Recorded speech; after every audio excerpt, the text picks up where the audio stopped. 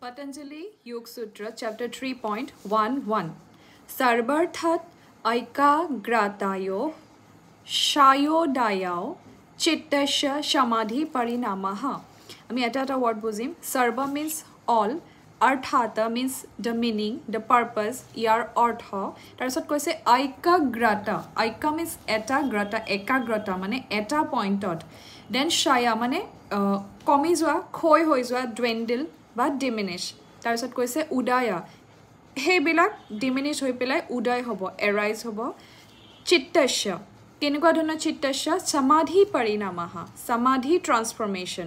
গতিকে যোনখিনি আমি এবাৰ সূত্ৰটোৰ লগতে ৰিলেট কৰিব লাগিব. গতিকে মনটো চঞ্চল হৈ থাকেই, সেইটো চঞ্চলতাটো গুচি পেলাই আমি এটা পইণ্টত একাগ্ৰতাৰে আমি যোনটো ওৱান পইণ্টেডনেছ আমি ফ'কাছটো বঢ়াব পাৰোঁ. গতিকে ডুইণ্ডল হৈ যায় একাগ্ৰতাটো, আমি যোনটো একাগ্ৰতাটো ওৱান পইণ্টেডনেছটো বাঢ়ি যায় আৰু সেনেকুৱা ধৰণৰ চিত্তাস্য, কেনেকুৱা ধৰণৰ যোনটো সমাধি পৰিণামা. গতিকে the transformation of the chitta ensures that ekagrata is being formed.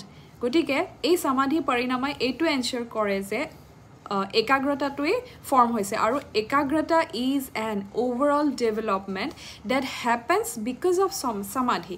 গতিকে সমাধি প্ৰেক্টিছ কৰিলে আমাৰ সেই একাগ্ৰতাটো বঢ়াই আমি ল'ব পাৰোঁ. কাৰণ ইয়াৰ ওপৰত আমি কৈছিলোঁ যে সেই আমাৰ একাগ্ৰতাৰ ফ্ল'টো আমি বৈ যাবলৈ দিব লাগে, যোনটো আমি আগতেও পাইছোঁ যে অভ্যাস এণ্ড বৈৰাগ্য প্ৰেক্টিছ কৰিবলৈ আমি সেইটো কৰিব পাৰোঁ. গতিকে ইয়াতে সেই ফ্ল'টো বৈ গ'লে লাহে লাহে মনৰ চঞ্চলতা দূৰ হৈ পেলাই আমি একাগ্ৰতাটো সমাধিৰ পৰিণাম হিচাপে আমি পাই যাওঁ.